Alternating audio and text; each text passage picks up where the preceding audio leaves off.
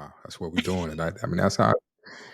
Okay, that's exactly what we do. I see the. I like the vibes. I like the vibes.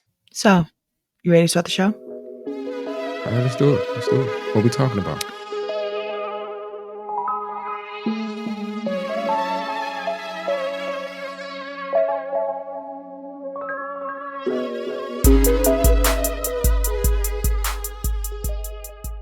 The Tara, Tara Michelle. Okay.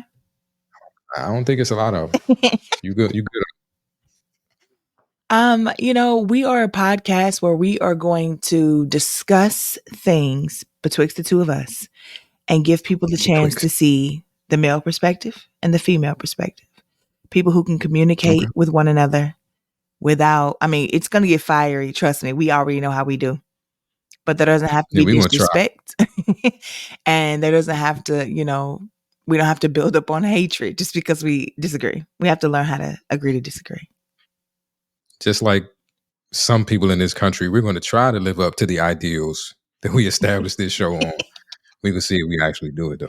But this is the One Man, One Woman, the podcast. That is correct. We settled on that. That's Yeah, we correct. All right, did. cool. One Man, So, One Woman, the podcast. I love that. I love the dynamic of two people on opposite sides of the spectrum because most times as men and women, we meet in the middle sometimes. But again, you and I have had so many conversations. We know where we stand on most topics, and I think it's just going to be super cool for people to see us interact. And I think that you'll learn how to communicate with anyone, family member, sibling, children, coworkers, lovers. I think if women can listen to you to understand, and if men can listen to me to understand, we just might get somewhere. So the subject today is one that we've already discussed. However, I think there's more to dive into. So we're going to talk about Virgin Boy. Virgin Boy. I mean, yeah, that was quite a conversation. We're going to keep it clean because we got an imaginary referee this time around. So I feel safe. No. I feel much safer than I did. No. I said no excessive, unnecessary, but it's definitely it's going to get real if it gets real. So for the people who are listening, I am Opinionated Scent in the Fragrance World on YouTube. And on OpulenceRadio.com, I have a radio show called Truthfully Opinionated. And I have listeners and subscribers send me questions. This particular question came from a young man who wanted to know if he should tell his girlfriend of 3 months that he was a virgin. Now, she's 38, he's 24. He approached her. And in talking over these 3 months about everything under the sun, including sex, he said, I didn't ask for specifics. He never once told her that he was a virgin. And his question to me was, now that she had told him she was ready to move to the next level, which was sex, of course, he wanted to know if he should tell her ahead of time that he was a virgin or if he should just, and I quote, wing it. I like how you put emphasis on certain parts of the story. Like, they talked about everything, including sex. Like, I like how you made sure people heard certain details. Because the way our conversation is about to go, that's a very important detail. So, like I said, I didn't ask for specifics, but to get into this conversation, as I was describing that to you, talking about my upcoming radio episode, I mentioned that I was very upset with him because I felt that was information he should have given her before the 3-month period. And even more importantly, once she said, hey, I think we've been dating long enough, I'm ready to take it to the next level. Sir, that was absolutely his opportunity to say, hey, I think we should have a discussion about this. And you disagree with that. I do disagree with it. Now, on one end, I think the moment he knew he was purposefully not telling her something was the very moment. At that moment, you absolutely have to tell. Like when you're hiding a detail for whatever reason, your discomfort, what you're worried about their reaction going to be, that's the point where you're obligated to me at that point to say it. because now you're purposefully hiding from something from someone. But up until that point, I don't look at his virginity any different than her body count. If if it was pertinent information to him, if he wanted to know how many people she had been with, that's a question he needs to ask. I don't think she walks in there like, I need to let you know how many people I've slept with. Same thing with him. Just because his number's 0 doesn't change anything. If this was important information for her that she needed to know whether or not, what his capabilities were, if that's how she determines that based on how many people he's been with, then that's a question she needed to ask. If she didn't ask that question, I don't see a reason why he would have just walked in the door like, "Hey, here's my name, my sign, my mama name, and the amount of people I slept with." Okay, so nah, that's not how I'm framing it. And again, for me, if I'm dating someone, I ask those questions. So I agree with you. I'm going to ask you, what your body count is, and try to read you and look at your tails to see if I can tell if you're lying or not, because most people do. Um, However, it's different. You're 24. You approach this 38-year-old woman. You start talking to her long enough for you guys to consider yourself in a relationship, and long enough for her to tell you that she's ready to take it to the next step. I do not understand in this world how that conversation didn't happen. However, since they talked about sex, I feel like, again, because I don't know what question she asked him, I feel like that was the moment for honesty to come out. Listen, I understand that you don't think that him being a virgin is important information, but I'm a woman. If I'm 38 years old and a 24-year-old young man approaches me, somewhere in that first month, you need to tell me this. The reason I say that is because, honestly, I don't want to take your virginity. Because if I'm 38 and you're 24, especially if I have kids that could possibly be somewhere around your age, I am not with you for the long haul. This is clearly a fun time for us. This is clearly something to do. Why on earth at 38 would I want to be with a 24-year-old? I'm trying to figure out what the conversation would be, what similarities we would have. So I think I would have expressed that. I hope I would express that in the conversation. So, what do you want out of this? Where do you think this is going to go? But maybe they didn't, because it's only at the 3-month mark. However, I know that if I were a virgin and I was 24 years old and I was talking to a 38-year-old man, during our first 1 to 3, because I'm bold, so it might have been the first, date, I am absolutely telling you that I'm a virgin. Because again, if I don't plan on being with you or you don't plan on being with me, I think a person has the right to go, no. Virgins get really clingy. They fall in love. They have all these chemical and hormonal imbalances. And if I never plan to be with you, I don't even want to take that special honor from you. So you owe it to me to tell me that. And to be honest, in this day and age, I'm not expecting a 24-year-old man who approached me to be a virgin. I understand that in your ideal world, that should be the norm, but that is not the world that we live in. We do not live in a world where we can wake up and assume that somebody made it all the way to 24 and is still a virgin and is out here approaching women way older than they are. I mean, but that's again, like, your assumptions are your issue, not his. And I think the way you framed why you wanted to know um, perfectly explains why it wouldn't necessarily be expected that he would think that that's pertinent information. Your reason for wanting to know is because you don't want to take his virginity. You're not worried about his experience level or anything like that. Maybe that's a secondary concern, but the main concern is not taking his virginity. And I think for men, the way we look at virginity or losing your virginity and the way women look at it is very different. I can understand like a woman wanting a man to know, like, hey, if we do this, like, I'm a virgin, like, you're going to be the first, because that's a big deal in terms of taking a woman's virginity. I don't think society looks at it as a man losing his virginity as big of a deal. Like, it's just supposed to happen. It should happen. The first one is not going to be your last one. Like, you just, you popping the cherry and moving on. Like, you moving through them. So I don't think his concern in terms of telling her whether or not he was a virgin or not was managing her expectations about how he could perform. Not that he thought she was worried about his clinginess or taking his virginity. That wasn't a concern of his. That's not on his radar.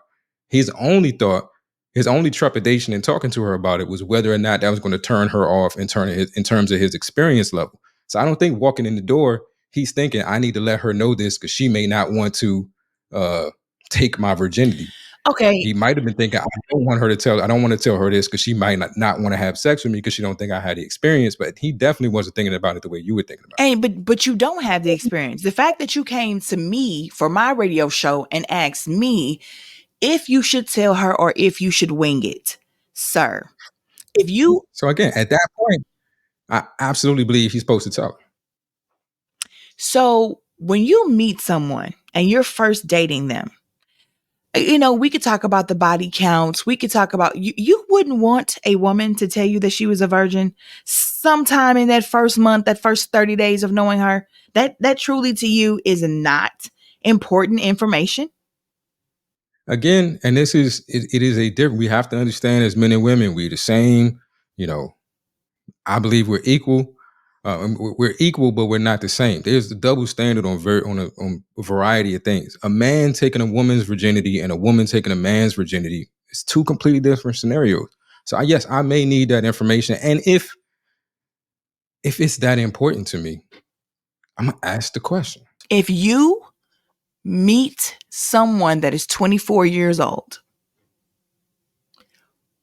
how often are you prone to think that they are still a virgin at that age?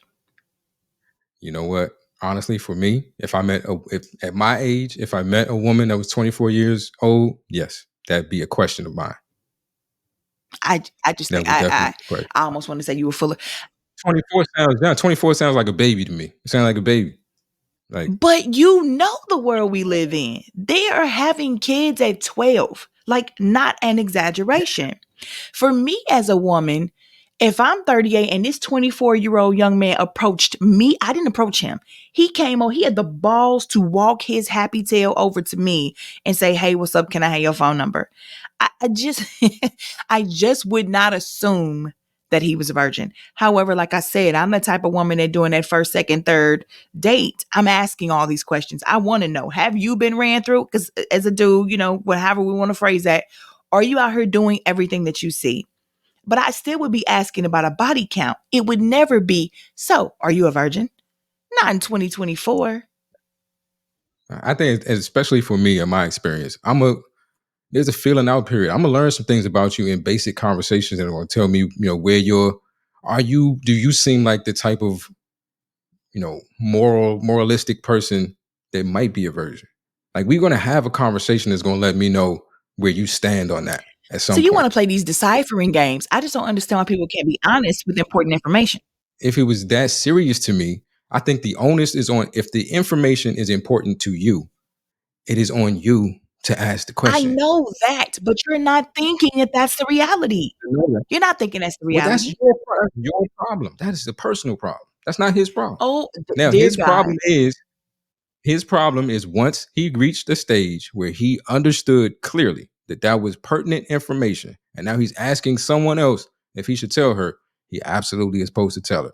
But it is not an expectation. Like I said, the way It he should was thinking be. about it and the way you were thinking about it were two completely It different doesn't ways. matter though. You know, nobody who's 24 years old who has still held on to their Okay. virginity thinks that So that let's is low level information. They know full well that the person they're dealing with should know that information.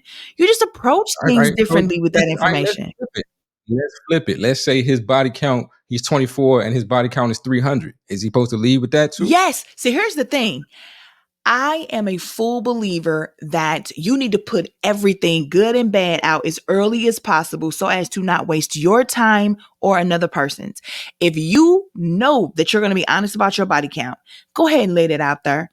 Don't talk to this nice woman, lead her on, date her, and do all of that, and then hit her with that 2-3 months in. Because if it's a problem for her, she's walking. See, what you men like to do is you like to rope us Don't in and I'm doing it don't do and hide all of the mess behind your representative. And then when you got us real nice and deep and good and juicy, that's when you want to start telling us all these things and that we're going to take as red flags or they're just going to quite honestly scare the crap out of us, but now we're invested emotionally. I cannot stand triflomatic people like that. All right, yeah, I'm glad you changed it to people because that's not a male specific trait. Women do the exact same We're thing. talking about You men bring right out now. your representative. You're talking about men. I'm talking about people. I'm talking about people. That's. But again, but back to the 300 versus the Why would you not zero. walk into it and say that? One first for me, I don't ask anybody their body count. Like that's I am going to learn what I need to learn about you. How many sexual partners you've had is not pertinent information to me. If we Wow. get to the point when we if we get to the point where I'm deciding to be intimate with you, we're at the point where I'm deciding to be intimate with you, regardless. At that point, I probably don't want to know because I don't want anything to taint, you know, whatever it is going to happen. But I don't need to know your past. If I'm going into a relation for me, and this is somebody who takes sex seriously, like if I'm at the point where I'm close enough to you and intimate, with you that I want to cross that barrier. I'm really trying to be the last person you had sex with. And in that case, it doesn't matter how many people you had sex with before. So this is a byproduct of this just crazy world we live in, where it's just like everybody's out here free for all in it, and then now you need all this information. We might as well put it on your driver's license or wear a sticker on your forehead or something, Yeah, I so we agree. can get this out the way. Or but I don't think, like, again, he definitely wasn't looking at it from a she might not want to take my virginity because I'm going to It become too doesn't matter how clingy, or he it's was a looking at it. I swear he it wasn't doesn't. looking. The thing is, he knew it was important information. He knew it was important information when she started talking about them having sex. Up until then, it's just a getting to know somebody. No, And at no, that it's point, why not they because that's they not decided at the 2 month mark to be together. If you or to be exclusive, if you decide to say this is a relationship, and then a that month wasn't in the after story. that, she's like, I want to move to the next level. Baby, you will never convince me that once you tell somebody you're going to be exclusive with them, you don't give them that information. Like, If you want to be exclusive to me, then I'm definitely not thinking that you worried about taking my virginity. Because if I'm clingy, then that's exactly what you want. no, Like no, I, no, no, no. Just because you become exclusive with someone does not mean you want someone that's clingy. What? How did you come to that conclusion? I'm just saying, like, it seems to me the reason you would not want to take someone's virginity is because you want to be able to have sex with them and then possibly move away from them if you need to. If you're making the decision that I want to be in a relationship with you, I'm not so much worried about the fact that you may be attached to me, Well, I'm scared if about we do using the this. word relationship, which is why I changed it to exclusive. People can choose to just only date each other, but that doesn't technically mean that you're in a relationship per se. And because we don't know if this, I just cannot, what 38-year-old woman with any level of common sense wants to date a 24-year-old? Like, again, But she was already doing that. okay, dating being used loosely, okay? To relationship him up, to husband him up is psychotic to me. Because look, eventually, just look at Hugh Jackman and his wife. Yeah, they had plenty of years together, but now she's old and decayed, and now they're getting divorced. So when you have a huge gap like that, like at 38, she needs to be trying to have babies. He's 24. He's probably not ready for that. By the time he's ready, let's say he's, 6 years from now when he's 30, he says, okay, I'm ready. She's 44. So it logically doesn't make any sense unless he doesn't want kids, she doesn't want kids, or she already got hers and he don't want them. I mean, come on. It's too much of an age. Those are the pertinent conversations. Those are the pertinent. If you're getting ready to be exclusive or relationship or whatever, they together. If you're getting ready to decide to be together, those are the pertinent conversations. What do you want out of this relationship? I want kids? Do you want kids? I want to move over here in a couple of years. How would you feel about leaving the area? Like those are the pertinent conversations. The whole like how many what's your body count? Like You what? don't have to ask a person their body count. I'm asking, but I think I would never date someone for 3 months, become exclusive at 2 months, and then have this person tell me they're ready to move on to the next level and go ask somebody on the radio show what they should do. Honesty is the best policy to me. And if you've made it this far without telling me that, how do I trust you? What else are you omitting? Because I people don't don't think like to that. admit this, but lies of omission are still lies. I think at the moment, again, that's where we agree. At the moment, he understood this was pertinent information, where he's now purposefully hiding it and he's asking somebody what he should do, absolutely at that moment, you on the hook for telling them. But up until that moment, if you're just getting to know somebody, talking about your day, whatever, if y'all are having the conversations about relationships and sex and this question hasn't come up, and she's not asking you this information, then it might not feel like pertinent information.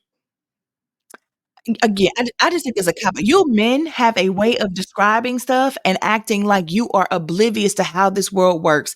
You know, if you're a virgin at 24 and you approach somebody 14 years older than you, Nobody, that's pertinent information.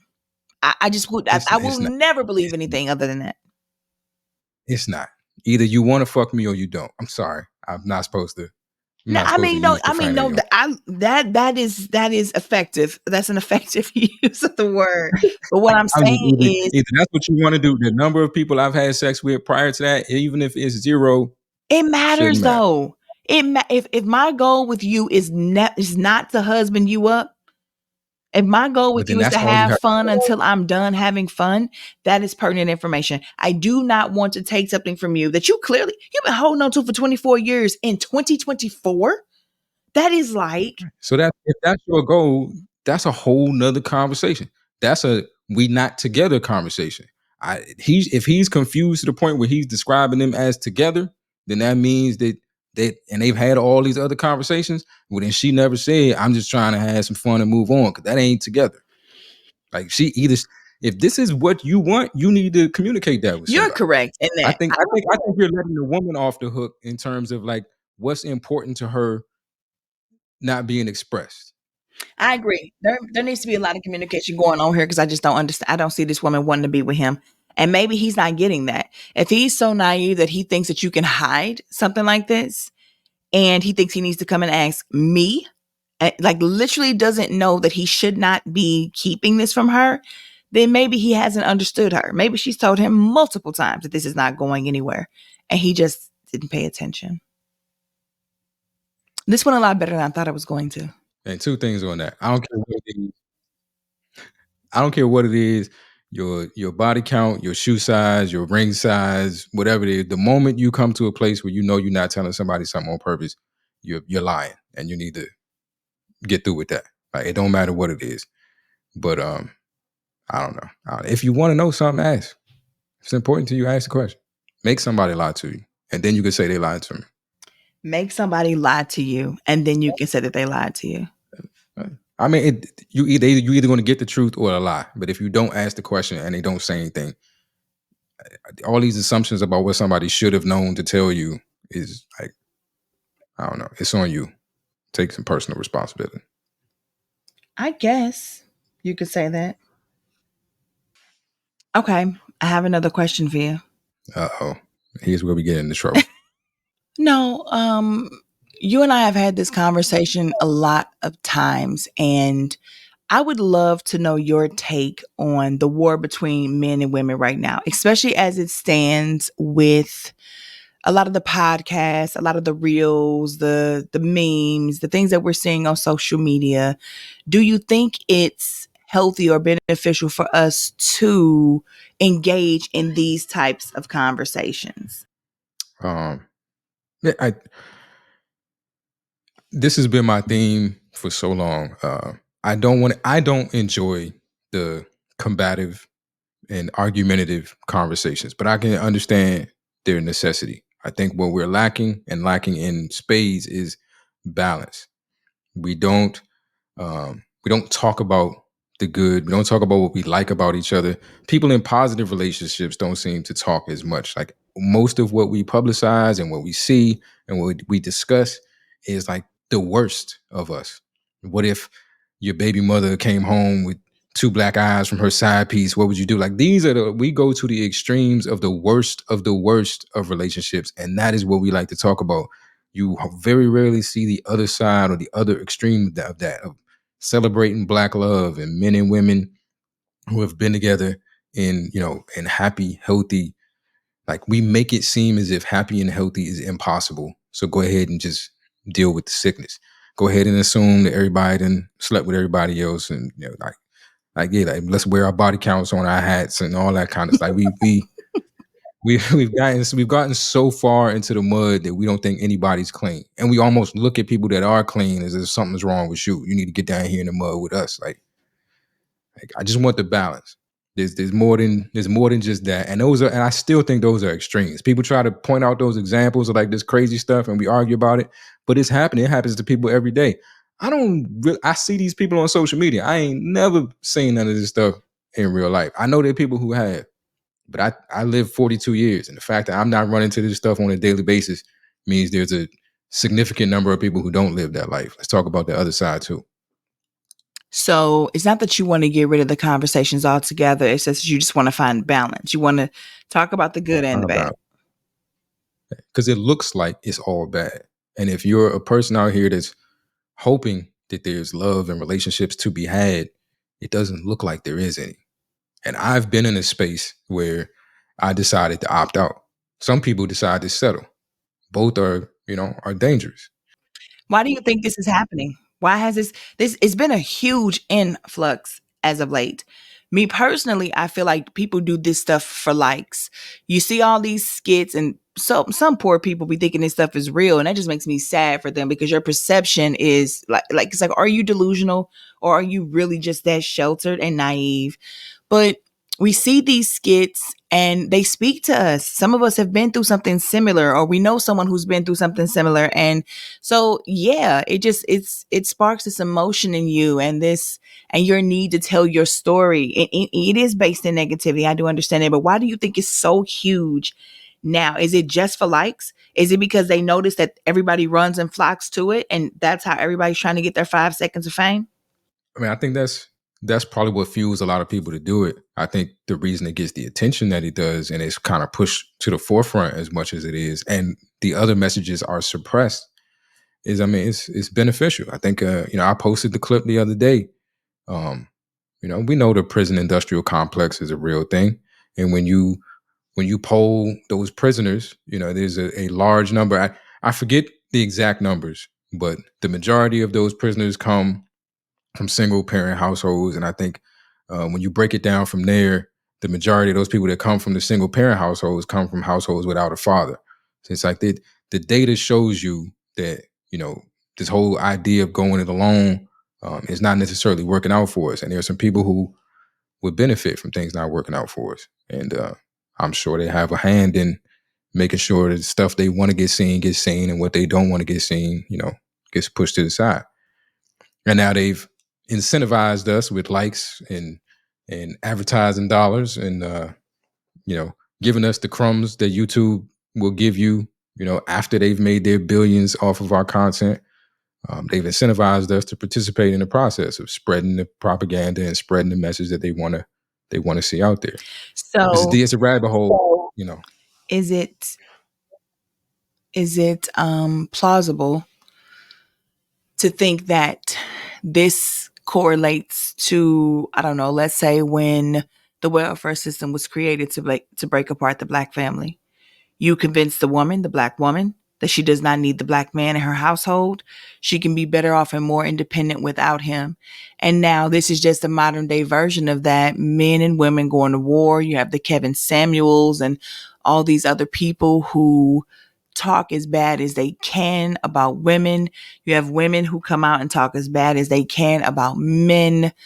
We have the modern woman who thinks she doesn't need a man, who doesn't want to get married, doesn't want to have children, or if she does, wants the man to take her last name or wants to keep her last name. Everything is separate. Nothing is about love. There's no respect or admiration or adoration or any of those things that we saw back in the day in our families, or that was represented on TV, or wherever we've seen that sliver of love between a black man and a black woman.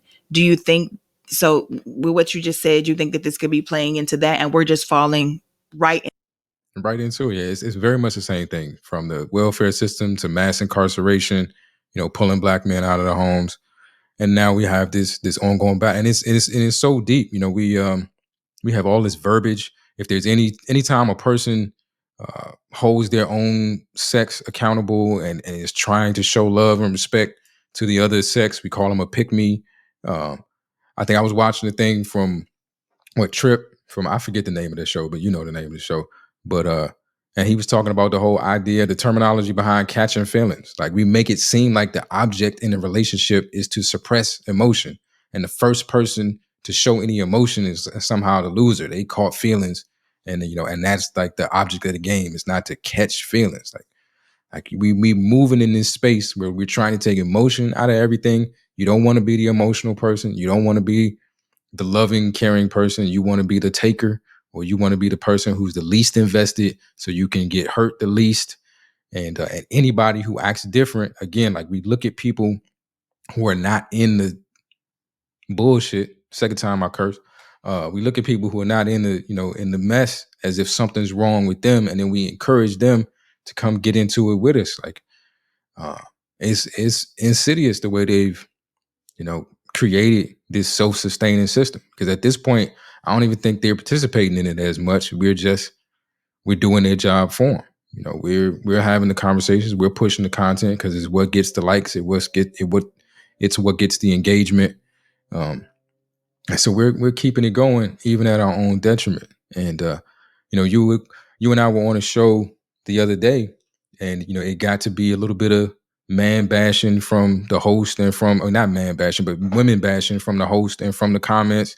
And I know these dudes, and I'm like, the two people talking the most negative about women are married. Clearly, people who have found a good woman that they want to be with, but rather than talk about that good woman and what makes a good woman, or letting other women know the type of characteristics that you know they would look to marry, or that they found in the woman that they married, we'll just talk about the selfish ones, the gold diggers, you know, the the hoes, whatever you want to call them. We talk about what we hate way more than we talk about what we love, and we just create more of it. Whatever you give your energy to multiplies. Why is it so hard for us to see that? Dollar signs, probably. I don't know. Like we're in this society now. I think there was a study done that like the same thing that goes off in your head when like a heroin addict takes a hit is like the same on a smaller level. It's not quite as addictive, but it's close uh, to when somebody posts something and they get a like. Like we're addicted, and To our own detriment, though. Can you does that really make sense? That doesn't speak very highly of our level of intelligence. And I do know that a lot of people chase for clout. Some people want to be famous and popular and hit it big so bad. Instead of being original, they copy everything that they see again for likes, in the most ratchet, ghetto, demeaning, ridiculous ways. But I just don't understand with people like you who could decipher that, with people who could just look and go, look at what we're doing to each other, how we fall for it so easily. First of all, I understand that this comes from centuries of conditioning and self-hate and hatred of each other. This goes back to slavery. And even with the light skin versus dark skin bullshit, we've been convinced to dislike everything about ourselves and each other. But when I read some of these stories and I read the comments, when I look at some of these videos and I read the comments, what I will say is there are people out here who have experienced this and they mean what they say. There are real women out here who feel they don't need a man. They don't want a man, except for the physical needs or to give them a baby and then they're done. They prefer their careers. They are moving on to other races. There are black men out here giving statistics saying that black men are the least educated. They make the least, the least financially. They're financially illiterate. Every bad statistic you can have, they put that all on black men and then tell the women to go find something better. And that's what they do. So there are a lot of broken people out here who have experienced these things. There's truth behind it, is what I'm saying. These are real life okay. stories, real life subject matters that are happening. It's not all made up. The skit itself may be a replay of somebody else's story. But when you get in the comments and see the hurt and the hatred and the confusion, it's real. So do we just not talk about them or act like they don't exist? Or again, is your answer just to ramp up the positivity too? Because clearly not everybody is broken this way. Yeah, and just match it. When you give people a problem with no solution, they eventually get used to it. And I think that's where we are. There was a time where we looked at this like it's broken, and now we just look at it like it is what it is. Mm, And people are adapting to the system. So they're saying, if love is not out there for me to find, well, I'm gonna just go take sex, or I'm gonna go take whatever it is I can get. If she's gonna, how many times have you heard, I'm gonna do to him, I'm gonna do it to him before he does it to me, yes, or I'm gonna do it to her before she does it to me.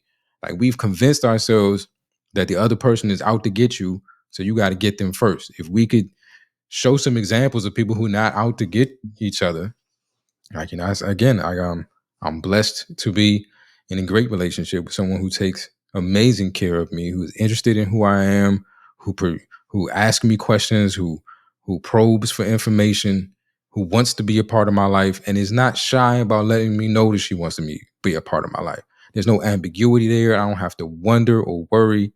It is possible. There are people out there looking for love and that will give you love. You just need to be far more selective about who you give your energy to. Your problem is not that you loved someone. Most of the time it's that you just love the wrong person. But we get so caught up in I did it right and it didn't go right. I ain't never doing it again. And absolutely.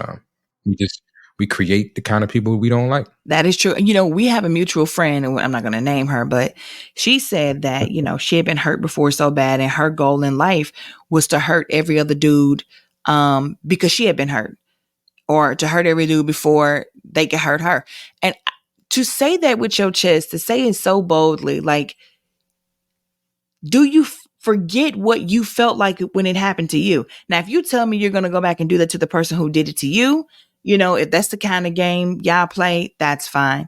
But to say that you're going to go out here and find every innocent dude that you talked to after the one that hurt you and do to them what the other guy did to you makes me think that you have mental and emotional issues and shouldn't be dating anyone.